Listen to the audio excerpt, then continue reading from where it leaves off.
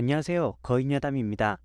시즌이 개막한 뒤 진행하는 롯데 시즌 결산 두 번째.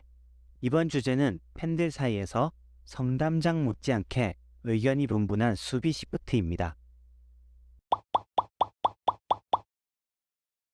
MLB의 마지막 사할 타자로도 유명한 테드 윌리엄스가 주로 당겨친 타구를 많이 생산해 그를 막기 위해서 고안되었다는 수비 시프트.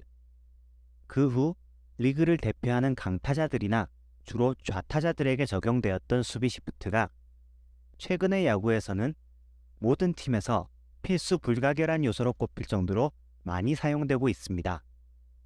그게 어느 정도냐 하면 각 팀마다 수비 시프트가 너무 만연하게 되자 이로 인해 경기 시간이 늘어나고 재미가 없어지는 등 신규 팬들의 유입을 막는다고 판단한 MLB의 롭 만프레드 커미셔너가 결국 이번 시즌 수비 시프트를 금지시켰을 정도입니다. 하지만 KBO에서는 아직까지 수비 시프트를 금지하고 있지 않습니다. KBO에서는 포수를 제외한 모든 야수가 페어 지역 안에 있어야 한만을 규정하고 있고 투수와 포수만이 그 위치가 정해져 있을 뿐 그 외의 야수들은 페어 지역 안이라면 어느 곳에 있어도 상관없다고 되어 있습니다. 이로 인해 KBO에서는 수비 시프트가 가능합니다. 22년 롯데의 수비 시프트가 잘 이루어졌는지 확인하기 위해서는 성담장 때와 마찬가지로 데이터를 수집하는 것이 필요한데요. 그렇다면 어떤 데이터들을 수집할 것인가? 사실 수비 시프트라는 것은 매우 광범위한 의미를 가집니다. 우리가 흔히 알고 있는 정상 수비 위치에서 단 한 명이라도 다른 위치에 서게 되면 모두 시프트라고 할 수 있기 때문이죠. 예를 들면 예전에 이익수로 유명했던 고영민 같은 경우도 수많은 수비 시프트 중 하나라고 할 수 있습니다. 특히 최근에는 아주 미세한 단위까지 조정하는 수비 시프트가 많기에 명확한 기준이 없으면 이것들을 구분하기가 힘들 정도입니다.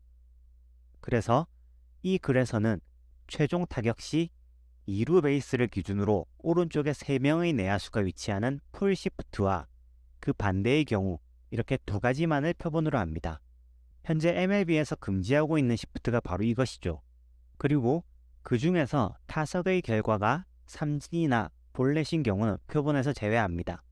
이는 표본 수집 방법의 한계로 인한 것으로 삼진이나 볼넷의 경우 중계화면이 수비수들을 비추지 않기 때문에 수비 위치를 알 수 없기 때문입니다.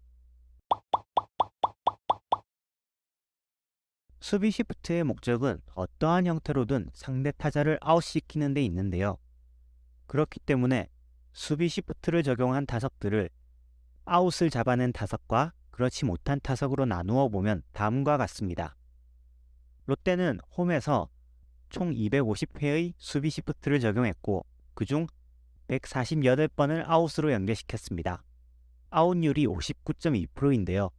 구체적으로는 좌타자를 상대로 총 170번의 기회에서 91회, 우타자를 상대로 80번의 기회 중 57회를 아웃시켰습니다.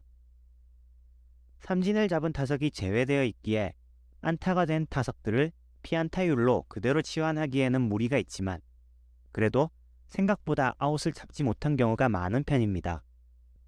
특히 좌타자를 상대로 시전한 수비 시프트는 절반이 겨우 넘는 정도만을 아웃시키는 결과가 나왔을 뿐입니다.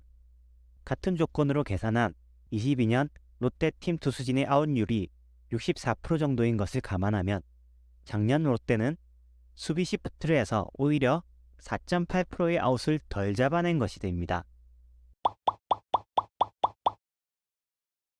수비 시프트는 상대를 아웃시키는 것 외에 장타자의 장타를 억제하는 데에도 그 목적이 있습니다. 2루타 이상의 장타를 잘 때려내는 타자가 수비 시프트를 의식해 번트를 낸다거나 밀어치기를 해서 보다 약한 타구를 날리게 되면 아웃을 잡지 못하더라도 절반의 성공이라고 볼 수 있는 것인데요. 실제로 8월 6일 NC전에서 양의지에게 1회, 2회, 4회, 5회 수비 시프트를 걸어 시프트 방향의 땅볼을 포함해 무안타로 막았지만 그 다음 타석에서 수비 시프트를 풀자마자 잡아당기는 것에 대한 부담을 덜은 양의지는 타구를 당겨쳐서 홈런을 치기도 했습니다. 수비 시프트를 했지만 안타를 맞은 타석의 결과를 좀 더 상세히 살펴보면 위와 같습니다. 좌타자를 상대로는 총 79개의 피안타 중 그라운드 홈런을 포함한 5개의 홈런과 13개의 2루타, 1개의 3루타를 허용하며 안타 4개 중 1개골로 장타를 허용하였고, 우타자를 상대로는 총 23개의 피안타 중 2개의 내야 안타와 16개의 1루타 등 18개를 단타로 묶어내며 5개 중 1개골로 장타를 허용했습니다. 역시 같은 방법으로 계산한 22년 롯데팀 투수진의 안타 중 장타 비율이 26.4%인 것을 볼 때 장타 억제에는 조금이나마 성공한 모습입니다. 야구가 처음 생겼을 때 투수와 포수를 제외한 7명의 야수들이 현재 우리가 알고 있는 기본적인 위치에 서기 시작한 것은 규정 때문이 아니라 그쪽으로 타구가 많이 간다고 믿었기 때문입니다. 내야에 무조건 5명을 둬야 한다거나 외야에 3명만 둬야 한다는 규정 같은 건 없었는데요. 그러므로 타자들의 타구 분포도를 알 수 있게 된 현재 수비 시프트를 하는 것은 지극히 정상적인 것입니다. 하지만 수비 시프트가 경기 내용적 측면에서 장점만 있는 것은 아닙니다. 기본적으로 확률에 기반한 수비인 만큼 적은 확률이라도 시프트의 반대 방향으로 타구가 가게 되면 힘없는 타구도 안타가 되는 상황을 지켜봐야 합니다. 그렇기 때문에 수비 시프트로 인해 때로는 오히려 손해를 볼 수도 있습니다. 하지만 그렇다고 수비 시프트를 없애버려야 할까요? 아닙니다.